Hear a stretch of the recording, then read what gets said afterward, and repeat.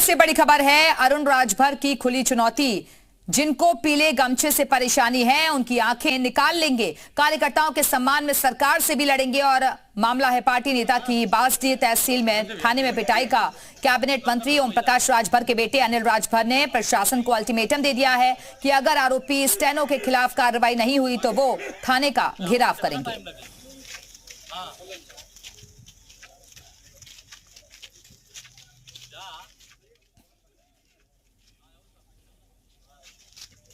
हमारे कार्यकर्ताओं पर अगर आंच आएगी, हमारे कार्यकर्ताओं को निर्दोष अगर पीटा जाएगा तो बलिया के बांसडीह छोड़ दीजिए, किसी भी थाने में दरोगा बैठने लायक नहीं रहेंगे।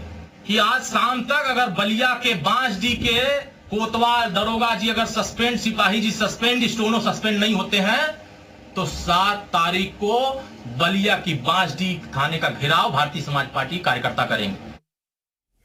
और बलिया से हमारे साथ हमारे सहयोगी मनोज चतुर्वेदी इस वक्त जुड़ गए हैं। मनोज, ये पूरा विवाद क्या था, क्योंकि खुली चुनौती प्रशासन को दे रहे हैं अरुण राजभर?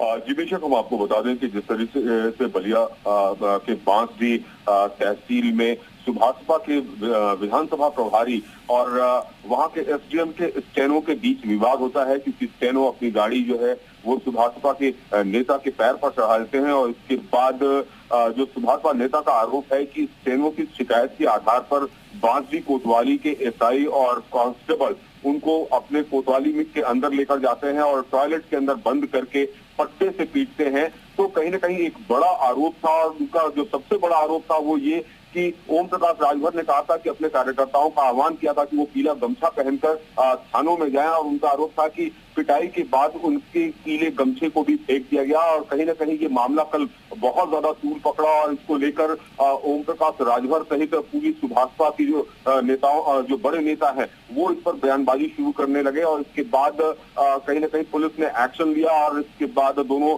तरफ से मुकदमा दर्ज करने के बाद जो पुलिस की पिटाई की जो शिकायत थी उस पर जो है बड़ा एक्शन लेते हुए एसआई और कांस्टेबल को निलंबित कर दिया। और वहीं जो है ओम प्रकाश राजभर के जो बेटे हैं अरुण राजभर, उनका भी बयान। मनोज, एक मिनट थोड़ा सा इंटरप्ट कर रही हूँ, एक बार पूरा क्लियर कर दीजिए, इस मामले में एक्शन हो गया है अब?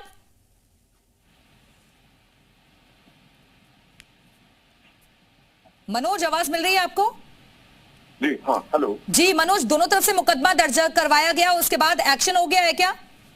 जी बेशक, दोनों तरफ से मामलों में तहरीर मिली थी, स्टेनो की तरफ से भी और इसके बाद सुभाषपा नेता की तरफ से भी, और पुलिस ने दोनों के तरफ से मुकदमा दर्ज कर दिया है। और इस पूरे मामले में जिस तरीके से पुलिस ने पिटाई की उस पर जो है बड़ा एक्शन लेते हुए एएसआई और कांस्टेबल को निलंबित कर दिया गया है। इसके अलावा तो इस मामले में एएसआई और कांस्टेबल को निलंबित कर दिया गया है।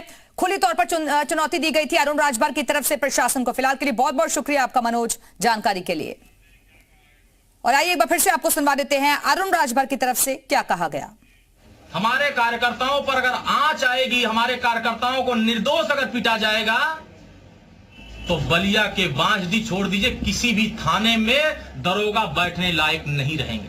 कि आज शाम तक अगर बलिया के बांसडीह के कोतवाल दरोगा जी अगर सस्पेंड, सिपाही जी सस्पेंड, स्टोनो सस्पेंड नहीं होते हैं तो 7 तारीख को बलिया की बांसडीह थाने का घेराव भारतीय समाज पार्टी कार्यकर्ता करेंगे।